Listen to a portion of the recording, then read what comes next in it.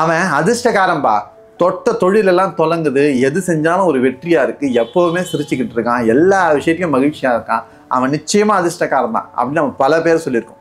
உண்மையிலேயே அதிர்ஷ்டம் என்பது என்ன அப்படின்றத பற்றி பார்க்க போறோம். அதற்கான கதையை தான் நாம் சிந்திக்க போறோம்.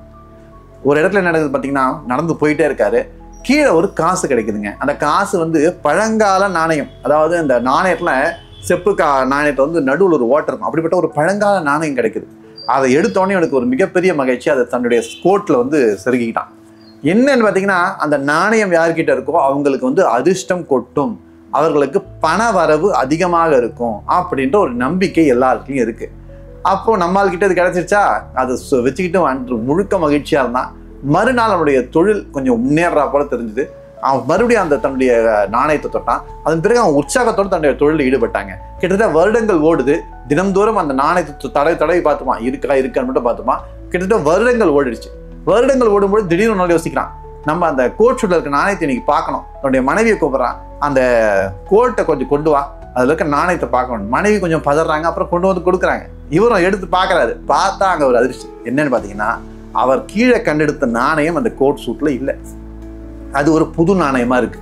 என்னடா இது, எப்படி நடந்ததுன்னு யோசிச்சாரு. அப்போ மனைவி சொன்னாங்க, ஐயா நீங்க வந்து முதல்ல வந்து கொண்டு வந்தீங்க இல்லையா, ரொம்ப அழுக்கா கோட்டு, நான் ஒரு உதறினேன். உதறும் பொழுது அந்த பழைய நாணயம் தெருவில் விழுந்துடுச்சு. அதை நான் தேடுறேன், கிடைக்கவே இல்லை. நீங்களா அந்த நாணயம் மிகவும் அதிர்ஷ்டம்னு வேற சொல்லியிருந்தீங்க. சரி, அதுக்காக தான் நான் வேற ஒரு புது நாணயத்தை அந்த இடத்துல வச்சேன் அப்படின்னாங்க. உடனே கேட்டாரு, சரி பரவாயில்ல, இது எப்போ நடந்ததுன்னு கேட்டாரு.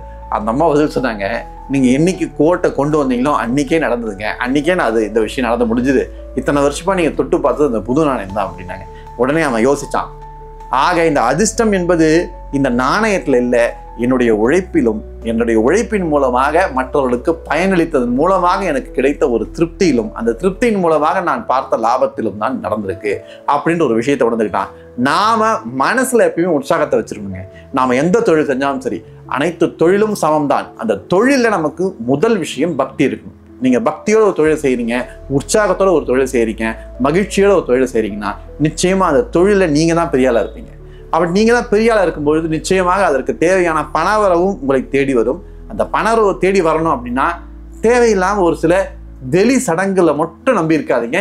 உங்களுக்கு உண்மையான உத்வேகம் தருவது உங்கள் உள்ளம் தான். அந்த உள்ளத்திற்கு உத்வேகம் தரக்கூடிய செயல்களில் ஈடுபடுங்க, நிச்சயமா நமக்கு வெற்றி கிட்டும். ஆக உங்கள் அதிர்ஷ்டம் எப்ப அடிக்கும்னு காத்திருக்காம உங்களுடைய உழைப்பை தொடர்ந்து செலுத்திக் கொண்டே வாருங்கள். நிச்சயமாக அந்த உழைப்பிற்கான பலன் கிடைத்தே தீரும். நாம் அனைவருமே மகிழ்ச்சியா வாழ்ந்துடலாம். இது போன்ற அருமையான கருத்துக்களை நாம தினம்தோறும் சிந்திக்கணும் அப்படின்னா கார்த்திக் குமரன் இம்ப்ரெஷன்ஸ் இந்த யூடியூப் சேனலை சப்ஸ்கிரைப் செஞ்சு வச்சுக்கோங்க. கீழே இருக்கக்கூடிய கருத்துரை பெட்டியில் உங்க கருத்து தெரிவிங்க. என்ன தலைப்புல பேசலாம் அப்படின்னு நீங்க தெரிவிச்சீங்கன்னா அந்த தலைப்புல நம்ம பேசுவோம். அது மட்டும் இல்லாம இந்த காணொலியை மற்றவர்களுக்கு பகிர்ந்து விடுங்கள். இப்படி பகிர்வதன் மூலமாக நாம் நன்மையை பரப்புகிறோம் அப்படின்ற ஒரு விஷயமும் நடக்குது. இது போன்ற அருமையான சிந்தனையுடன் உங்களை சந்திக்கிறேன். மீண்டும் நன்றி, வணக்கம்.